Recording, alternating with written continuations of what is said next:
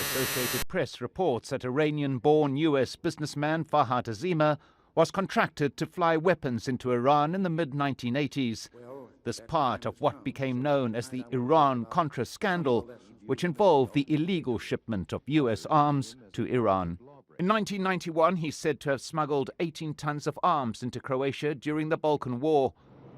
The same year, according to AP, he signed a contract to transport U.S. troops during the first U.S. invasion of Iraq.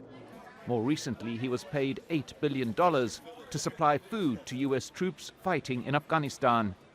And in 2015, this document obtained by AP indicates he formed a company called Denks LLC with two partners said to be former CIA operatives and the journalist Jay Solomon. Trying to balance all these different interests. Solomon was fired from his post of chief international correspondent by the Wall Street Journal Wednesday because of his alleged involvement with Farhad Azima. A prominent figure on the Washington social scene, he was also involved in what appears to be an attempt to clinch a deal to provide aircraft to the United Arab Emirates for surveillance operations in neighboring Iran. This email mentions Solomon was to present the proposal to the UAE at a lunch in Washington on April the 16th, 2015. Like the U.S., we want our sovereignty from the British. The ambassador then, and now regarded as one of the most influential men in Washington, Yusuf al-Otaiba, who's been spearheading a campaign to improve UAE's public standing in the U.S. that has cost billions of dollars. We have asked the UAE Embassy whether there was a meeting with Jay Solomon on April the 16th, 2015. As yet, there's been no response. But the question remains whether there's been any contact between the UAE and an arms dealer under FBI investigation. And if so, to what extent this contravenes law governing the relationship between U.S. individuals and foreign powers. The American people, I did not trade arms for hostages. My heart and my best intentions still tell me that's true, but the facts and the evidence tell me it is not. As the Tower Board reported, what began as a strategic opening to Iran deteriorated in its implementation into trading arms for hostages.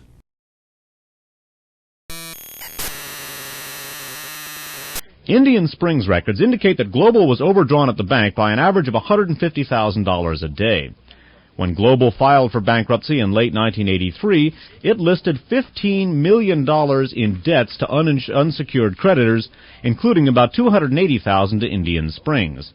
The bank, located in a strip shopping center, had about $27 million in deposits when it failed in January of 1984. Azima's Global, quote, certainly did contribute to the failure of Indian Springs State Bank, said Michael Manning, a Kansas City lawyer hired by the Federal Deposit Insurance Corporation to investigate the bank's failure. Federal law enforcement sources told the Post that the Criminal Intelligence Division of the IRS investigated Azima in connection with the bank's failure. Sources said the IRS referred the evidence it gathered to the Justice Department's Organized Crime Strike Force, which in turn asked the FBI to look into the matter. According to one source in the case, the FBI did not investigate because it was told by the CIA that Azima was, quote, off limits, unquote. That last sentence again. According to one source in the case, the FBI did not investigate because it was told by the CIA that Azima was, quote, off limits, unquote. Again quoting, I was told by the FBI that Azima had a get-out-of-jail-free card, unquote, a source involved in the investigation said. On Sunday, the Post reported that evidence related to the nation's savings and loan crisis suggested a possible link between the CIA and organized crime in the failure of 22 S&Ls. Indian Springs is a bank and was not included on the list, but the Post found evidence linking Azima and another key figure in the bank's collapse to failed S&Ls. The other was Mario Renda, R-E-N-D-A, a Long Island money broker now serving a federal prison sentence for racketeering and bank fraud. Renda is one of the major figures in this country's savings and loan fraud crisis. He brokered billions of dollars of deposits into S&Ls that later failed, including mainland savings in Houston. In many cases, these deposits were tied to loans made to Renda's associates, loans which later went bad and contributed to the failure of the thrifts. Indian Springs is the first place Renda was caught in the scam. He brokered $6 million in deposits into Indian Springs in exchange for loans to his associates. Renda later avoided most banks and concentrated on S&Ls. Renda has ties to the Gambino and Lucchese mafia crime families in New York. He also has connections to Adnan Khashoggi, the Saudi Arabian middleman and arms dealer who was involved in the Iran-Contra affair. I would interrupt the article. Bear in mind that elements of the Gambino crime family intersect very heavily with the P2 milieu that we took a look at in Radio Free America shows 17 through 21 about the Pope shooting, and that we came back to in A Vengeance in Radio Free America shows 32, 34, and various addenda to 34, including and especially the Shikarki AG case. And again, check the archives for those. Resuming again with the Houston Post article of February 8th of 1990, let me reread that last paragraph. Of Mario Renda, Pete Bruton writes, Renda has ties to the Gambino and Lucchese mafia crime families in New York. He also has connections to Adnan Khashoggi, the Saudi Arabian middleman and arms dealer who was involved in the Iran-Contra affair. It was another reputed organized crime figure, Anthony Russo, who arranged for Renda to do business with Indian Springs. Russo, a Kansas City lawyer who voluntarily surrendered his license after his 1974 conviction for conspiracy to promote bribery and prostitution, was employed by the bank to bring customers to Indian Springs. Many of these were members of the Kansas City Mafia crime family and other organized crime figures. It was also Russo, a global consultant and advisory director, who brought Azima and Global to Indian Springs. That last sentence again. It was also Russo, a global consultant and advisory director, who brought Azima and Global to Indian Springs. Manning said losses on loans to real estate, limited partnerships in Hawaii, which were tied to Renda's brokered deposits, totaled close to $5 million. Renda was later convicted for his part in this scheme. Russo and Azima were sued together in their roles as bank officers and directors for fraud and negligence involving the bank's failure. The lawsuit was settled out of court by their insurance company. Russo was tried twice for income tax fraud, partly in connection with his role in the failure of Indian Springs, but both trials ended in hung juries. Azima was never charged criminally in connection with the bank's failure. Federal investigators differ on how closely Global, whose letterhead read GIA, was tied to the CIA. Some say it was a CIA proprietary or owned by the CIA. Others say it just performed work for the CIA on a contract basis. Skipping down in the article, several sources who know Farhad Azima said he had close ties to the Republican administration. Frank Van Geyso, V-A-N, capital G-E-Y-S-O, a pilot who flew 707s for Global for 4 years, told the Post, quote, anytime we had a little problem with the feds, Azima would jump on a plane to Washington and straighten it out. The feds, the Federal Aviation Administration, would be mad as hell, but there was nothing they could do. Azima told the Post that he, quote, doesn't recall attending any White House functions and denied having any pull or connections or clout there. I am just a small businessman, he said. Azima refused to say how much money he has contributed to Republican coffers. That is not information I prefer to discuss. I would not say it is a lot, he said. Federal Election Commission records show that from 1983 through 1988, Azima contributed $54,196 to Republican campaigns and $15,500 to Democratic candidates. These records show that Azima's first campaign contribution was made in October of 1983, 3 days before Global filed for bankruptcy. From 1984 to 1986, Azima contributed $27,000 to the President's Dinner Committee, which was also called the Republican Senate House Dinner Committee. His 1986 contribution to this committee, $9,000, was made on May 8th, according to FEC records. Gary Coops, a spokesman for the National Republican Congressional Committee, said the dinner put on by his organization and the National Republican Senatorial Committee is, quote, an annual event in which the President speaks. I'm sure that President Reagan attended the 1986 event. Probably at that time, Vice President Bush attended also.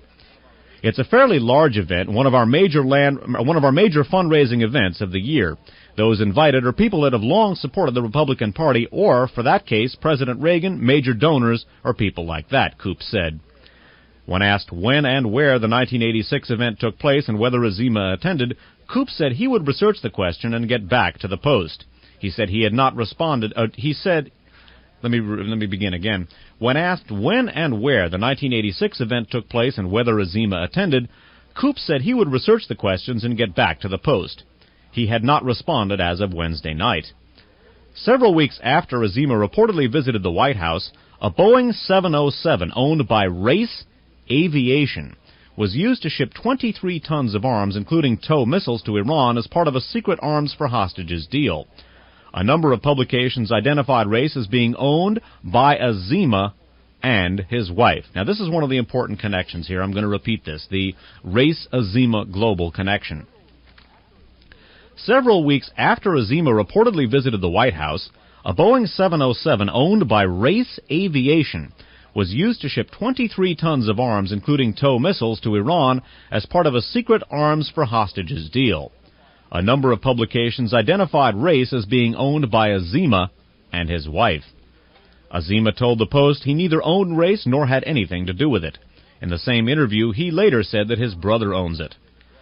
Farhad hides behind his brother a lot, quote, one investigator told the Post. Next sentence, very important. Global's bankruptcy papers show a $400 payment on March 15, 1985, from Race Aviation to Global for office rent. Now, of course, that's a small amount of money, but the very fact that they're related here is significant. Continuing with the Houston Post article. Azima said neither he nor any of his companies ever shipped arms to Iran or to the Contras. He said he had been interviewed by the FBI and congressional investigators about the Iran-Contra affair and had been, quote, cleared, unquote. Azima also denied knowing former White House aide Oliver North. But when he was asked if he knew the late William Casey, the CIA director during the Reagan administration, he replied, quote, he is dead. It's academic, unquote. He refused to say if he was denying that he knew Casey, replying, next case, unquote.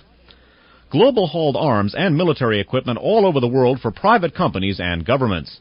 Its biggest client was the Egyptian-American Transport and Services Corporation, EATSCO, a company controlled by ex-CIA agents, including the renegade agent Edwin Wilson, now serving time for selling explosives to Libya. Wilson was tried and convicted in Houston. Also involved in EATSCO, which shipped military equipment to Egypt, were ex-CIA agents Thomas Clines and Theodore Shackley, who were involved in some of the Iran-Contra dealings, and retired Air Force Major General Richard Secord, one of the leaders of the Contra resupply effort. Azima refused to answer questions about EATSCO. Gene Wheaton, a former Pentagon criminal investigator, told the Post that Global was the, quote, aviation arm of EATSCO. They owned it through cutouts, third parties, unquote. Repeating that last sentence. Gene Wheaton, a former Pentagon criminal investigator, told the Post that Global was, quote, the aviation arm of EATSCO. They owned it through cutouts, third parties, unquote. A private investigator in Houston who has looked into Global and EATSCO agreed, quote, Wilson, Clines, and Secord incorporated Global, the investigator said. A possible connection between Global and the CIA involves an ex-CIA contract agent and pilot, Heinrich Rupp. Rupp was sentenced to 2 years in prison for a scheme involving alleged mob associate John Napoli to defraud a Colorado bank. An ID card with Rupp's bank and with Rupp's name and picture on it, dated November 1st, 1975, shows Rupp to be a vice president and pilot for Global International Airlines out of Dallas. The Texas Secretary of State's office has no record of any Global International Airlines incorporated in Texas. Azima's company was not Global International Azima's company was Global International Airways, not airlines. But several sources close to Rupp said the two Globals are the same. Azima denied knowing Rupp and denied that Rupp had any connection to his company. In their new book, Inside Job, The Looting of America's Savings and Loans, co-authors Steve Pizzo, Mary Fricker, and Paul Muolo write that, quote, Global International developed a reputation among insiders as one of the CIA's secret charter airlines, unquote. They note that some former pilots with Air America, a CIA air proprietary, showed up on Global's pilot rosters. Several of Global's creditors listed in its bankruptcy case had connections to the CIA and the Contras, prompting a former intelligence agent and arms dealer to laugh and remark, quote, how can they owe themselves money, unquote. One Global creditor, Southern Air Transport in Miami, was a former CIA proprietary that was later sold to James Bastian, an ex-CIA lawyer. Southern Air Transport provided planes for the shipment of arms to Iran and to the Contras. Azima said he doesn't recall, quote-unquote, any work that Southern Air Transport did for Global. But Van Geyso, the former Global pilot, said Southern Air did maintenance work on Global's planes when they were in Miami. Van Geyso said he would make hauls from Miami to Chile, Peru, and Colombia with cargo that included cars, computers, refrigerators, and televisions. On one return trip from Bogota, Colombia, he brought back illegal drugs. A former FBI agent who had investigated Azima said he had heard about Global planes flying guns to different places and then coming back with drugs. Azima denied any knowledge of Global aircraft carrying drugs. A big Global customer was the U.S. Department of Defense, which owed Global $100,000 according to its bankruptcy filings. However, Global owed the Department of Defense $367,000 according to bankruptcy records. And the article goes on for a while. One of the interesting things, I'm not going to go into it in any detail, but Morris Schenker, a late organized crime lawyer, has also been linked to Global and some of the operations of Global. These are the main connections. Schenker, by the way, has also been linked with the Dunes Hotel in Las Vegas. The national security connections here are the ones that I'm most interested in. Now, those, at least past the point, are inextricable with the organized crime connections, but I don't want to get too much into the OC connections per se, because I think that's likely to obscure some of the more important national security connections, although to a certain extent, to distinguish between the two of them is to draw an academic distinction, because they are inextricably connected. Now, bear in mind here, the main institutional names, Indian Springs State Bank, that fails in part as a result of loans to Global. Now, there may be two Globals, but according to the article here, or at least according to a person quoted in the article, they are one and the same. Now, Global, in turn, is connected to Race Aviation and to Southern Air Transport, two airlines both involved in various phases of the Iran-Contra scandal. Southern Air Transport maintains Global's planes when they were in Miami, and Race rented from Global too, apparently. And in turn, now, according to a couple of different people, Global was basically owned, it was the aviation arm of EATSCO. And the three main people involved here are the aforementioned Farhad Azima, Anthony Russo, and Mario Renda. Although Indian Springs State Bank is a bank, Mario Renda apparently involved some of the financial shenanigans that brought them down with some of the SNL scandals that he was involved with, notably Mainland Savings. Actually, it doesn't say here that he was involved with the Mainland, that the Indian Springs Bank was involved with Mainland Savings, but Mario Renda was, and Mario Renda is also one of the key players here. Now, of course, the people involved in EATSCO are strongly implicated in the Iran-Contra scandal, and there are indications, obviously there's nothing here that, at least so far, that's likely to get a conviction in court, but there are indications that the operations delineated here to a certain extent, the operations of Global International Airways, the connected failure of the Indian Springs State Bank, and this tangle of individuals, Messrs. Renda, Russo, and Azima, with their connections to various people, including the Gambino family, also, of course, Adnan Khashoggi, one of the central players in the Iran-Contra scandal. Those indications of possible drug smuggling, possible involvement with aspects of the Iran-Contra scandal, of course, all of that roundly denied by the individuals involved. But certainly, although as yet we have not got a smoking gun in connection with this particular case, there certainly appear to be enough national security and mainstream right-wing connections, that is to say the Republican Party, to warrant a serious investigation. Again, FFT, GFFR, food for thought, grounds for further research. Not anything, at least in this article, which, from the information presented in the article, is going to get a court conviction in the various aspects of the Iran-Contra scandal, but certainly a lot of things that would indicate that they are connected to things which might, and I think this particular article is one of the most important in the Houston Post series. If the evidentiary tributaries set forth here continue to pan out in the direction that they appear to be flowing in, it seems to me we're going to wind up right back at the very core of what on this program we referred to as the Triple Wilson operation, and again what the Christic Institute refers to as the secret team. Very, very important article, one of the most important in the series on the CIA and SNL. We're going to take a short musical break now, and I'm going to come back with Sir, the Republicans are trying to blame you for the existence of a small air base at Mena, Arkansas. This base was set up by George Bush and Oliver North and the CIA, to help the Iran-Contras, and they brought in plane load after plane load of cocaine there for sale in the United States. And then they took the money and bought weapons and took them back to the Contras, all of which was illegal, as you know, under the Bolin Act. But tell me, did they tell you that this had to be in existence because of national security? Well, let me answer the question. No, they didn't tell me anything about it. They didn't say anything to me about it. The airport in question and all the events in question were the subject of state and federal inquiries. It was primarily a matter for federal jurisdiction. The state really had next to nothing to do with it. The local prosecutor did conduct an investigation based on what was within the jurisdiction of state law. The rest of it was under jurisdiction of the United States attorneys who were appointed successively by previous administrations. We had nothing, zero, to do with it, and everybody who's ever looked into it knows that. They find themselves in sticky situations dealing with shady characters from countries where scruples and ethics take a backseat to profit. The question is, how far do you go cultivating a source? One Wall Street Journal reporter found out the hard way. He was the widely respected chief foreign affairs correspondent for the Wall Street Journal until this week.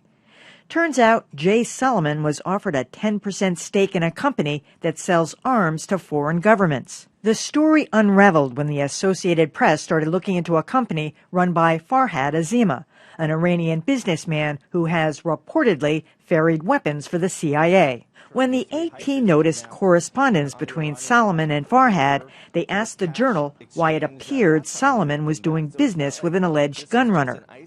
The Wall Street Journal wondered the same thing, firing Solomon for poor judgment.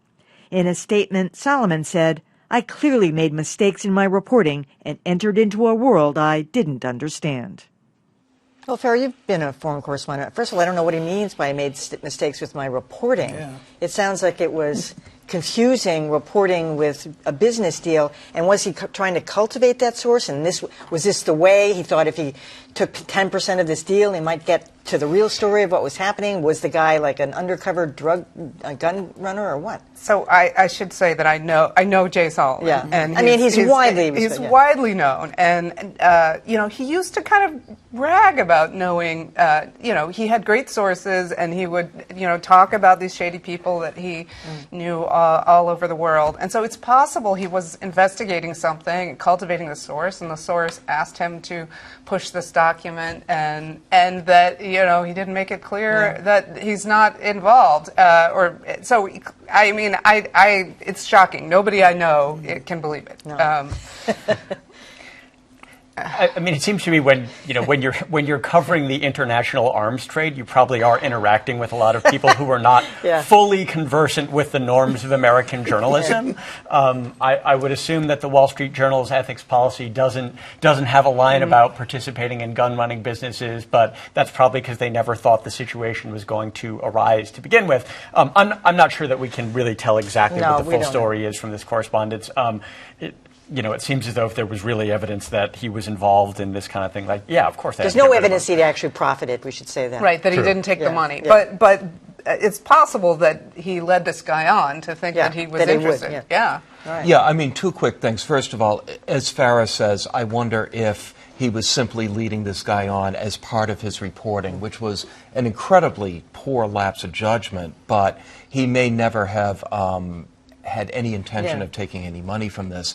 The other thing is the Wall Street Journal has launched an internal investigation, and there is a lot more we might be finding out about this. Okay, well, now I feel better about them saying poor reporting, because that just didn't fit it for me. No, it didn't make sense. I just got to repeat Dante's fully conversant with the norms of journalism if you're a gun runner. I love that, Dante.